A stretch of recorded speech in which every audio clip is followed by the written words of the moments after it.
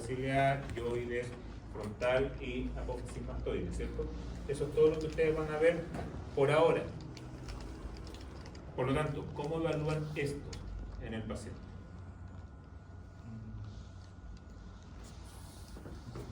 ¿Cómo evalúas el edema en un paciente? Un paciente odontológico llega a tu consulta, llega a CDO y tú quieres evaluar si tiene o no edema. Porque eventualmente podrían decir, no, el profe tiene edema. Sí, pero no es edema precisamente, es exceso de amor en la cocina. ¿Ya? No es edema precisamente, quizás hay un porcentaje, pero estamos hablando de algo patológico. ¿Cómo ustedes lo van a ver? ¿Cómo ustedes revisan que el paciente esté con anasarca eventual? Algo práctico. Yo vi que se pusieron los pies. Sí, pero algo práctico que tú puedes hacer, porque sería raro que tú como dentista te fueras a los pies a revisar. Claro. Presionar y ver si la piel... ¿En qué momento? ¿En qué momento tú haces eso? Cuando te lo consulto, ¿no? Sí, pues, pero ¿en qué momento específico? Dime, un ejemplo, cuando yo hago esto en el paciente. El examen extraoral, palpación, ATM, palpación de músculo, toma de pulso. O sea, acostúmbrense a tomar el pulso ustedes y así aprovechan de ver frecuencia respiratoria en el paciente. Dicen, ¿sabes qué? No estoy seguro de tu pulso, te lo voy a tomar de nuevo. Mentira, vas a ver la frecuencia respiratoria. No se lo declara al paciente porque el paciente puede tener síndrome de bata blanca, va a empezar a respirar, va a oxigenar más de la cuenta y te va a falsear el registro. Por lo tanto, tú dices algo que él no va a poder falsear y evalúas frecuencia respiratoria. Y en ese momento evalúas cómo está, si es que tiene edema o no. ¿Ok?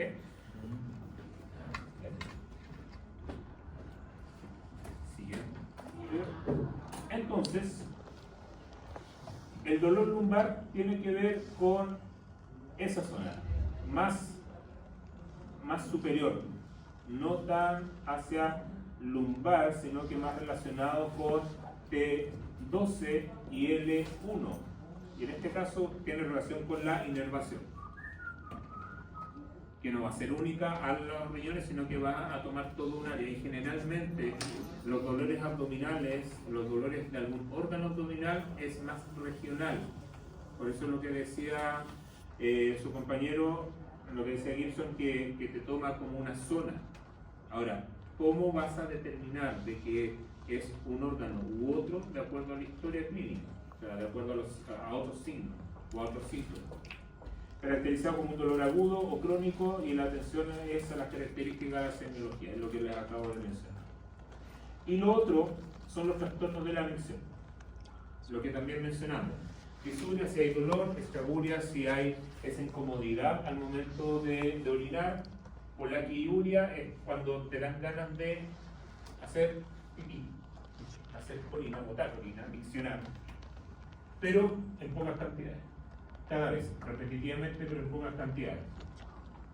Tenemos vesical, es cuando hay una persistencia de la sensación como que sigues teniendo orina, aun cuando no ya vaciaste completamente la vejiga. ¿Les ha pasado? Ya, eso se llama tenesmo vesical. Y la retención, razones obvias. De repente no queremos levantarnos, hace mucho frío, sientes la necesidad y eso queda ahí y te quedas dormido y hay una retención y es o tienen algún examen, alguna evaluación y se aguantan y eso también puede llevar a qué situación? A una infección urinaria.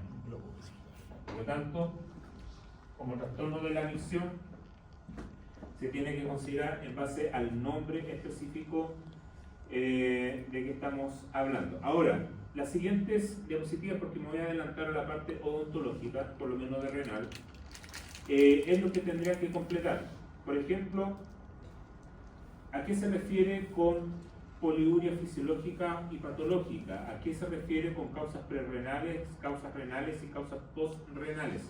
Les adelanto, por lo menos las causas prerrenales de cualquier patología renal se hace referencia a lo que está antes del riñón y principalmente a la irrigación del riñón.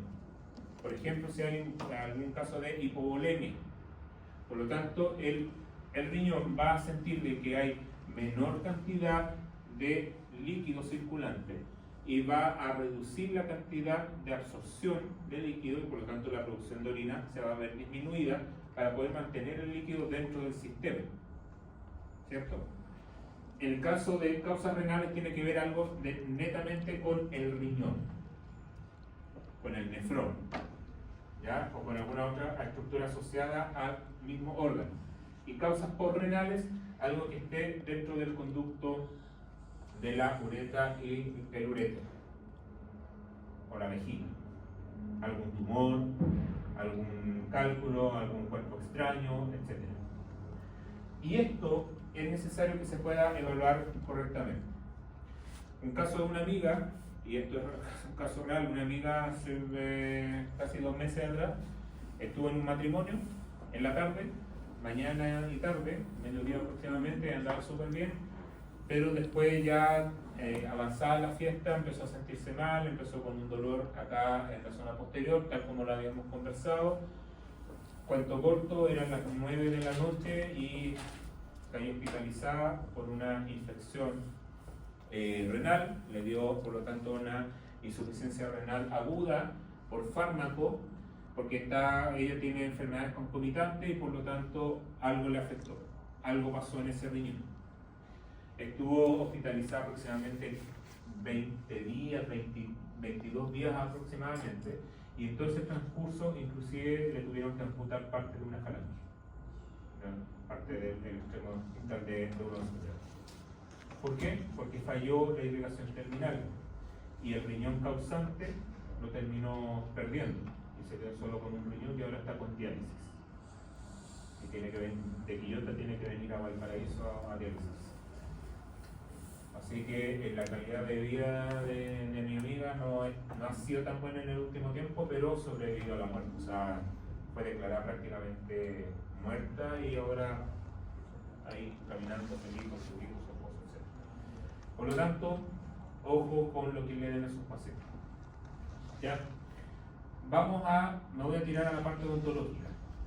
Le voy a ir mostrando qué es lo que estaba preparando la clase, porque esto fue el cambio de última hora en la mañana y entonces tengo que trasladar lo mismo que se hace en la mañana acá. Si un paciente tiene tratamiento renal, le hablé el caso se llama Roxana, el caso de Roxana, está con diálisis. Si en el caso de ella, Roxana, se necesita hacer un tratamiento odontológico invasivo, ¿qué cuidados deberían de tener ustedes? ¿Qué debiesen hacer en el caso de ella o en cualquier paciente? ¿Qué significa dializarse?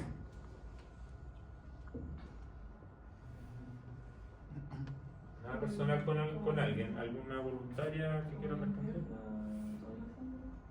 Exacto, o sea, dicho en castellano es simple, que es lo que dice Dani. El limpiar la sangre es pasar, digamos, la sangre por una máquina, ¿ya? Por un elemento externo, a la función y que cumpla la función que está cumpliendo el riñón, que en este caso está faltando uno, en el caso de mi amiga. Pero entonces, si la paciente necesita hacerse un tratamiento invasivo, ¿qué es lo que tienen que hacer ustedes? ¿Qué pasa en una diálisis?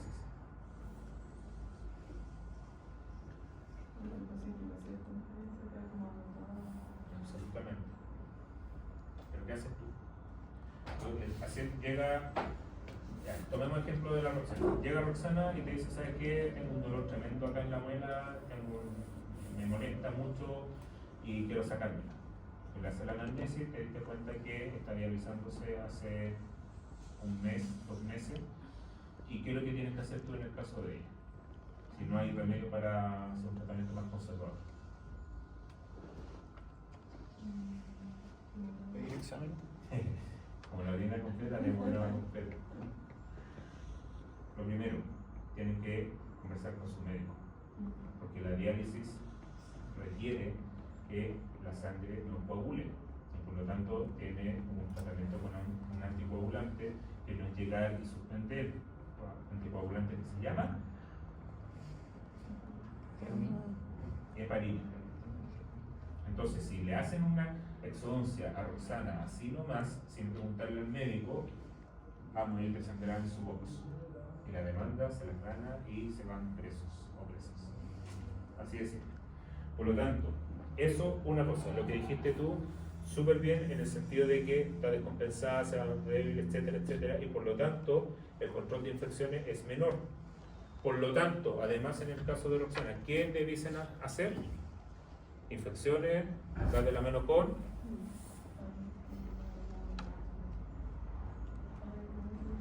eso mismo, profilaxis antibiótica.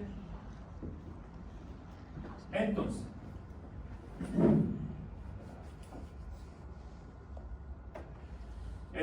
lo que sigue, vamos adelantando, es definir qué es lo que es oliguria y cuáles podrían ser sus causas. Acá está, yo se lo voy a dejar, pero dentro de la descripción. ¿Qué cosa? A la clínica. Ya, pero la clase no dura hasta el fondo, ¿ok? A eso me refiero. Amiga, ahí no es. Ya, yo este esquema se lo voy a mencionar, se lo voy a aclarar para que en las instrucciones que van a quedar en el aula virtual y cómo se van a desarrollar las clases a partir de ahora, ¿de acuerdo? Para poder enfocarnos a lo odontológico. Lo mismo, anuria, qué es lo que es anuria, qué es lo que es micturia y qué es lo que es enuresis, poder definirlo y poder entender o estudiar sus causas, no la profundidad de lo que significaría el contenido de la materia, pero sí que se pueda entender, ¿de acuerdo? Acá están los exámenes que básicamente se van a pedir para función renal, o sea, creatinina y orina completa, y con eso para ustedes está bien, para evaluación básica está bien, porque ustedes no van a tratar al paciente con patología renal. Simplemente van a querer entender el contexto, más sumado a la anamnesis, van a poder darse cuenta de la situación del paciente. ¿Ok? Detalles de cómo estudiar y cómo enfrentarse a esto lo van a encontrar también en el aula virtual. Lo mismo para entender qué es lo que es el síndrome nefrítico, ahí detalles, nefrítico agudo, nuevamente, síndrome nefrótico, que es otra situación similar a la anterior. ¿Ya? Como ven el edema, ya cómo se evalúa, qué significa cada uno, y las insuficiencias renales, crónica y aguda. ¿Ok?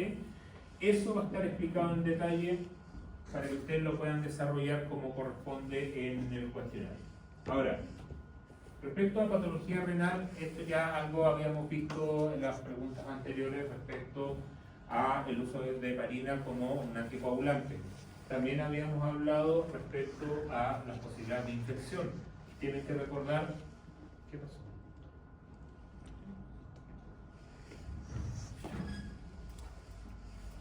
Puche, recién le había tirado ahí ánimo y ahora... Oh, volvió a hacer la figura. No se ríe. ¿Todo bien? O sea, sé que no está todo bien, pues por algo está llorando. ¿Voy yo? Ya, vaya la...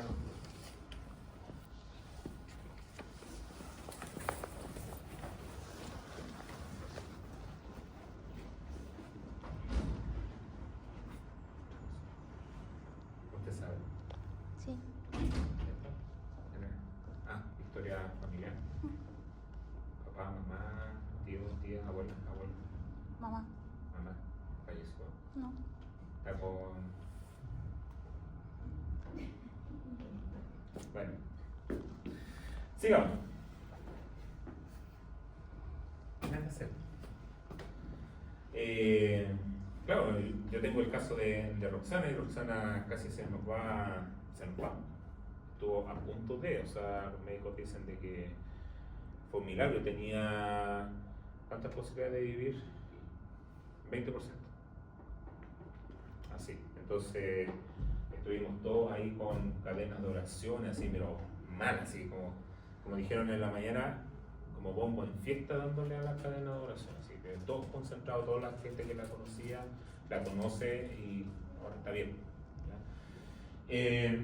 Es por eso que es necesario los controles, ¿ya? Es necesario que se pueda hacer como corresponde todo este protocolo. Vean de que hay un aumento en el riesgo de endocarditis. O sea, estamos hablando de que esos procedimientos quirúrgicos que tenían un porcentaje alto de bacteremia se tenían que controlar y hacerlo de alguna manera más aséptica posible. Seguir protocolos. Dentro de eso mismo, algo previo que tendrían que hacer antes de un tratamiento quirúrgico tendría que ser ocupar un colutorio con clorhexidina, sí o sí, y bajan la carga bacteriana local. Tratamiento inmunosupresor para el síndrome nefrótico o el paciente trasplantado que tiene el ojo, lesiones orales por fármaco y lesiones orales por falla renal, que eso lo vamos a revisar, o se va a revisar en la parte teórica. Ahora, el manejo de las lesiones o de la patología renal respecto a lo dental tiene que ver con el manejo de las lesiones concomitantes, con las lesiones que siguen o que están relacionadas con la patología renal, que tiene que ver algo que ya hemos visto en realidad: la anemia respecto a serostomía, respecto a púrpura, úlceras en mucosa afta, leucoplasia, y esto que va a estar más en la parte de endocrino. No vamos a alcanzar a ver endocrino ahora, pero sí se va a reforzar en la próxima clase y además va a estar puesto en el formulario de preguntas. Ahora, tenemos serostomía y hemos repetido hartas veces sobre la serostomía. ¿Cómo usted podría manejar la serostomía en su paciente? ¿Han tenido algún paciente con serostomía? No, ninguno. ¿Sí? ¿Cómo lo manejaste? No fue un paciente ideal y no lo llamaste. No, es que era la prótesis y era paciente que tenía fibromialgia y tomaba. ¿Cómo? Prevalina. Tenía insolación y bueno, la encía se veía ya, era como telita ya, ni siquiera húmeda. Pero no le recetaste nada, no le indicaste así. No, fue ingreso. Para hablarle cómo estaba. Ya. Obviamente le dije, tiene salivación, serostomía, no siente la boca seca, la lengua seca, que tomar harta agüita, ¿no? Ahí hay que tener atención porque la idea es poder manejar la sintomatología de esos pacientes. ¿De qué manera lo va a manejar? Uno, de manera comercial, a través de colutorios que están diseñados para. Por ejemplo, hay una marca que se llama Xerox, que sirve con pastas con mayor cantidad de aloe vera, que también pudiese servir, pastas de cicatrizante o alguna infusión de matico que también te ayuda a cicatrizar. Pero el tema de la saliva se puede manejar con saliva artificial casera, en base a manzanilla y... ¿qué más? Te estaba diciendo así, o sea, la conoce. ¿Qué más? No, el matico es una cosa, pero la saliva artificial está hecha de manzanilla y linaza. Entonces hace una infusión de manzanilla, de las hojas de la manzanilla y de la linaza. La linaza va a soltar como un mucílago, es decir, un moco. Ya luego de la infusión, hierve el agua, la dejas ahí, esperas que se enfríe y mezclas porciones iguales de la infusión de manzanilla y de linaza. Eso refrigerado te va a durar como aproximadamente 4 o 5 días. Y con eso tú te haces un colutorio. Si quieres tragártelo, da lo mismo, es algo natural, pero te va a servir para hidratar y tener esa consistencia similar a la saliva. ¿Y cada cuánto se tiene que Eso cada 6 horas aproximadamente, entre 4 y 6 horas. ¿Y no los venden como psicolutorios de No, tú lo preparas, vas a una hierbería y lo preparas, o sea, te compras linaza, que es más fácil que la manzanilla, pero la manzanilla igual te la puedes vender y no es una gran cantidad que necesitas. Ojo, no esa manzanilla que venden en las bolsas de manzanilla, aparte que vienen con microplástico, que es una porquería, igual tomo té de repente en bolsa, pero voy a estar. Pero manzanilla, son gramos, son como un pequeño puñado, haces la infusión y más lo de la linaza y con eso lo mezclas y chao. Son como 200 cc que tú vas a terminar preparando y te van a durar los 4 o 5 días y de ahí nuevamente te vuelves a hacer esos colutorios. Hay un artículo de unos investigadores de la Universidad de Chile que va a ser cargado en el aula para que ustedes revisen cuál es la receta y la puedan estudiar. que eso sí eventualmente pueda salir en alguna pregunta. Ya cacharon. ¿Ok? Siguiente. Ahora, respecto a los pacientes con patología renal crónica, dice que en este estudio 65% prácticamente de los individuos fueron hombres, la edad promedio entre 50 a 64 años aproximadamente, los 82% tuvo síntomas orales, de los cuales 44,6 tuvo serostomía. Vamos nuevamente. Si un paciente tiene serostomía producto de esta situación, ¿qué lesión relacionada con la serostomía pudiese aparecer? Caries, ¿qué más?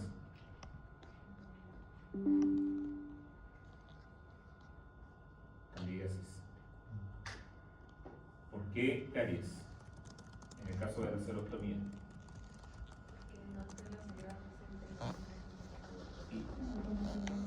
Y vamos todas las funciones que ustedes ya saben. Capacidad Buffer, que está más relacionada con caries, la relación con infecciones oportunistas como la candidiasis va relacionada más con la presencia de inmunoglobulinas y bueno, las inmunoglobulinas también para el control de caries, porque pensamos que es biofilm son bacterias, se adicionan o se pega la inmunoglobulina y viene el sistema inmune y ejerce su acción. ¿Ok?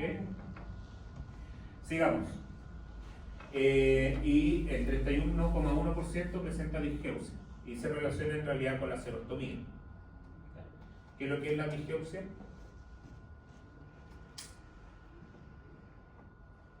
No sentir sabor, ¿no? Sabor, dificultad para tragar y todo lo demás sí está relacionado, pero la disgeusia es esa dificultad para tragar y sentir, bueno, resumanlo todo en la dificultad de digestiva.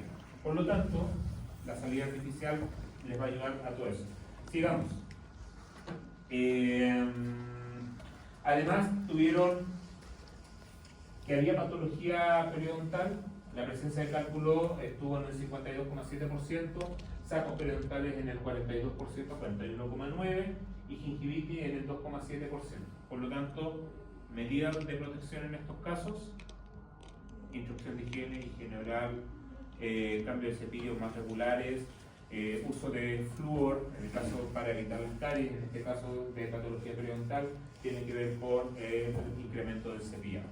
¿Ya? Siguiente. Y respecto a la hipertensión arterial y a la insuficiencia renal crónica, tiene que ver ambas debido a principalmente el tema hormonal y la regulación también de la presión oncótica o presión osmótica que tiene relación con la hipertensión arterial y todo lo demás. Aliento amoniacal. ¿Qué saben de eso? ¿Qué han escuchado? ¿Cómo se pudiese entender el aliento amoniacal?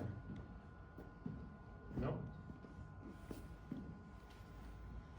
Es como cuando, no sé si lo han sentido en algún paciente, pero es un aliento como un metal corroído, así como un aliento más como ácido, ¿ya? Como avinagrado, ese tipo de aliento. Entonces se genera por la restricción de la ingesta de líquido y eso se le suma a los daños que pueden tener las glándulas salivales, alta cantidad de urea, que es eso lo que presenta o que provoca ese tipo de aliento.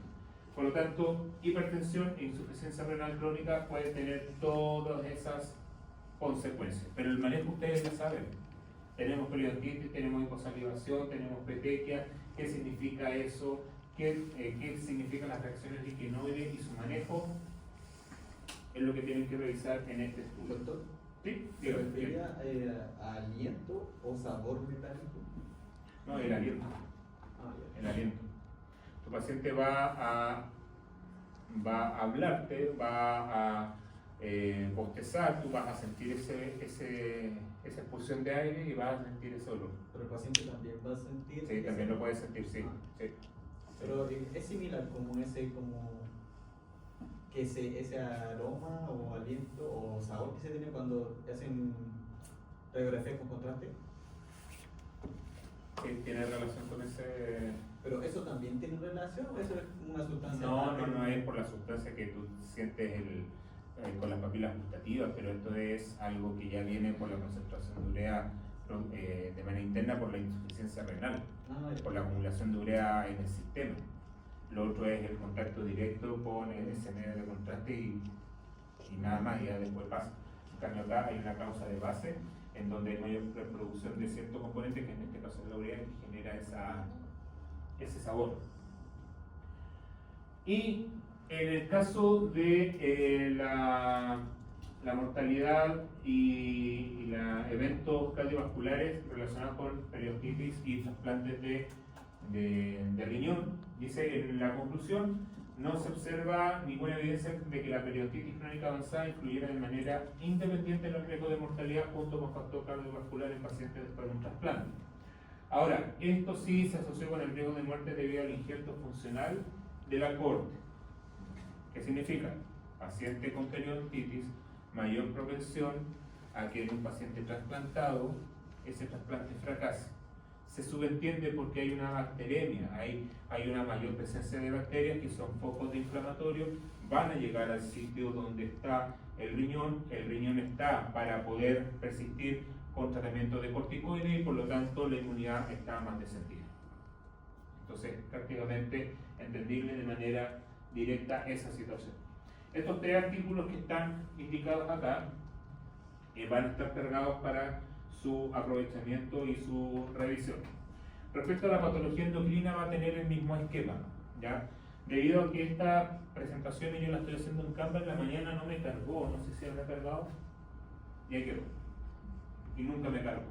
Por lo tanto, más se justifica que quede como en el trabajo autónomo, pero esto va a ser reforzado la próxima semana. Yo la subsidio. Tranquila, Mabel. Ya la mirada de Mabel así, la próxima semana no tenemos clase. Perdón, es un prejuicio. No, está bien. No es un prejuicio, es así. No, la semana subsiguiente vamos a reforzar, pero de todas maneras queda el correo abierto para que cuando ustedes hagan el estudio de esta clase de hoy y empecemos, porque esto va a ser para ambos lados un experimento y ver cómo nos resulta, el estudio de la parte teórica de patología renal y endocrina. Lo otro va a estar enfocado también para las siguientes patologías que vengan, pero eso va a requerir de que ustedes puedan estudiar antes también, para que podamos aprovechar la clase odontológica, la parte odontológica del estudio. Si no lo aprovechan, bien, lo tendrán que hacer después. Pero eso también va a ser incluido dentro de las preguntas de los certámenes, la parte médica. ¿Ok? ¿Preguntas, dudas, algo? ¿No? Ok.